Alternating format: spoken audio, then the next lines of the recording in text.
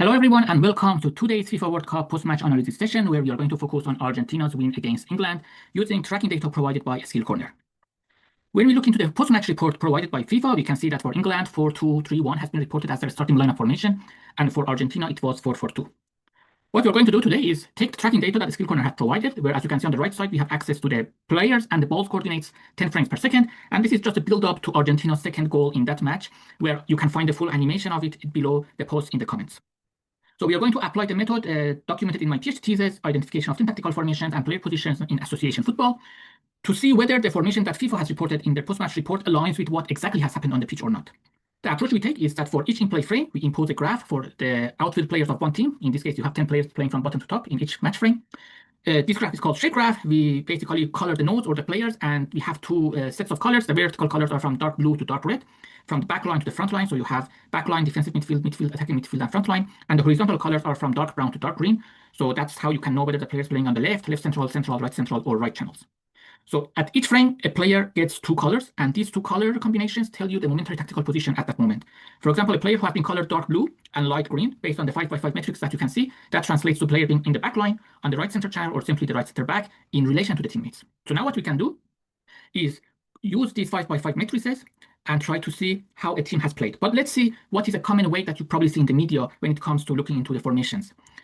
Looking into the average allocations is probably what you have seen in the fan apps that you're using, whether they're using event data or maybe in other news outlets if they have access to tracking data. And if we do that, that's how it looks like for Argentina, the average locations when the game is in play. This is a visualization that you end up with. We are also using the graphs that we have seen before, just taking the frequent ones or the match time to just have a structure, which players are close to each other or not. So you can compare that with the initial formation that FIFA has reported for Argentina. And based on this visualization, it doesn't really look like a 4-4-2. And what else we can do, we can use phase of play when the ball was in possession of Argentina and when they were defending to see how that picture differs. And this is also what we end up with. Still, maybe it's difficult to say what's happening in possession or out of possession. It doesn't look like a typical formation. Maybe what we can see is that the number 5, the single defensive midfield for Argentina in possession, he's really dropping. And also number 10, Messi for Argentina. And when it comes to out of position, maybe it looks like a 4-4-2, maybe not, because you can see that number 20 and 5 are more deep than number 24 and 17. So let's see how the picture looks like for England when the game was in play. This is how you see the visualization, average locations. And maybe you can say it's something similar to 4-2-3-1 that FIFA reported, but what is clear is that number 10, the attacking midfield that probably we know, Bellingham was really playing close to the front line and joining from the left of Harry Kane to the attacking line. So maybe 4-2-4 is a better representation for England. And let's see if we use phase of play, the picture changes. Maybe we can say the picture really doesn't change that much. The only obvious difference is that in possession, England is playing more wide and out of position more compact. I think that's a principle of the game and it's not specialized to England. Still, there is a problem with average locations. And the problem is that, for example, take number 9 for England. It can be that he has played half of the time as in the right channel, the other half in the left channel, and when you take the average, he ends up being in the center. So we don't know whether being in the center means he was really spending most of the time in the center, or it's just a consequence of taking the average, and maybe it's just a misrepresentation. So what else we can do, we can pick a player from England, number 10, let's say.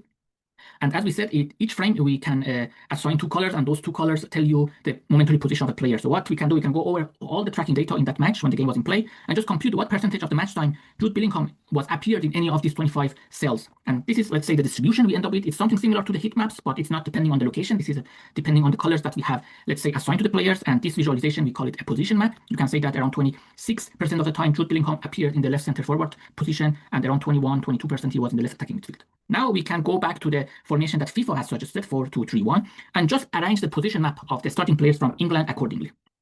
Now, when you look at this picture, maybe you can say it now becomes a bit more clear. You are not looking only into one average location, but you have the full distribution. When it comes, for example, to some deviations, we can say that number 8, for example, was playing more defensive than number 4. So that's how you can differentiate the double pivots. And number 10, as we saw, he was spending a lot of time in the front line. So maybe 4-2-4 is a better representation than the 4-2-3-1. Similarly, we can use phases of play. So, for example, this is when England was in possession of the ball. So you can clearly see that the fullbacks are really going forward. And it's interesting that number 25 is more, let's say, attacking than number 24. And when it comes to out of position, you can clearly see that the players are dropping. Number 25 and 24 sticking really to the left back or right back position. Still, number 24 was a bit more advanced, I would say. And number 18, Gordon, was also dropping a lot.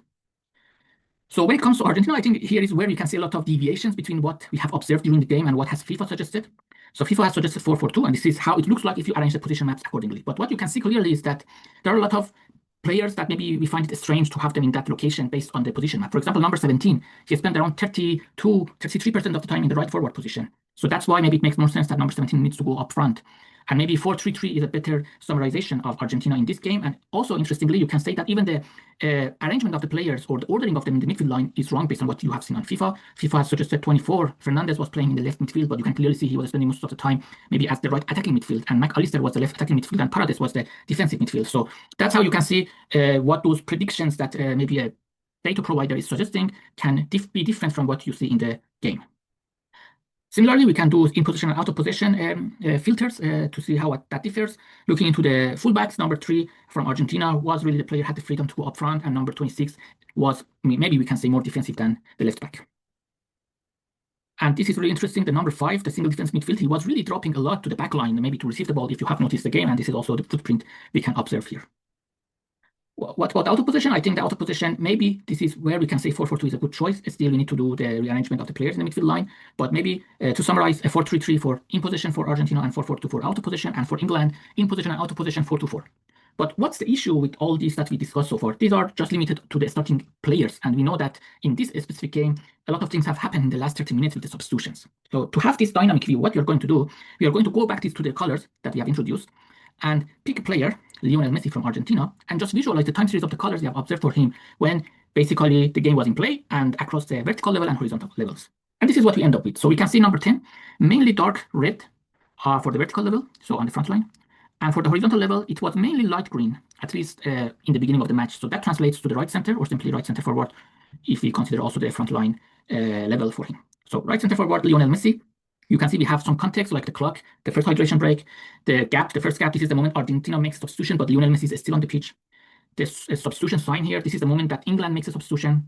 And you can clearly see that close to the end of the game, maybe after the first substitution, and maybe after even the second substitution for Argentina, Lionel Messi is appearing more to the, let's say, light, dark green channel, which is the right channel horizontally. So he's coming really to the right wing, right forward position, to the touchline. And that's also how you probably will see in the animation below this post.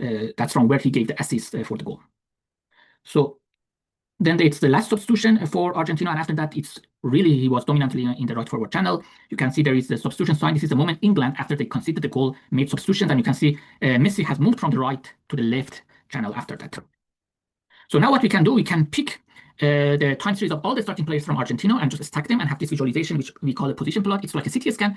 Now you can see how the game basically has been unfolded during the whole match time, how they have reacted to the substitutions, to hydration break, and even the opponent substitutions. So we can say maybe Argentina started the game in a 4-1-2-3, the 4-3-3 basically the single defensive midfield. So these are the back four.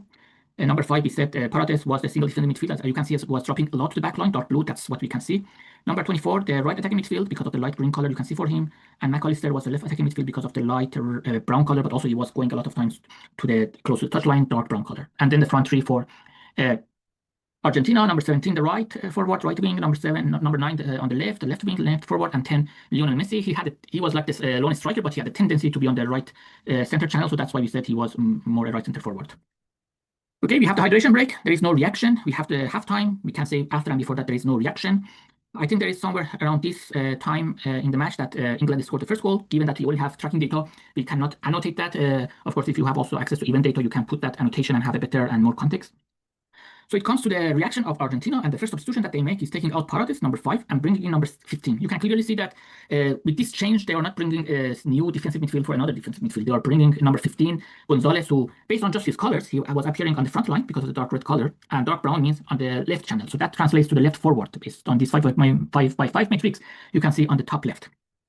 Now it comes to the second substitution round for Argentina. They are bringing in a defender, left center back for another left center back. So Martinez is going out. Martinez already, I think, had a yellow card. So bringing a new left center back, Otamendi.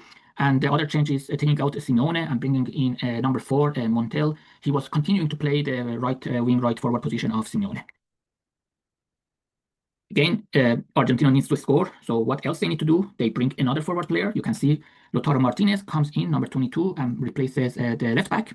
So you can clearly see maybe after this moment, Argentina didn't have any left back anymore on the pitch. They were removing the defenders, bringing a striker, just looking to the colors, dark red color, and also mainly maybe light brown, light green. So he was moving between the horizontal channels.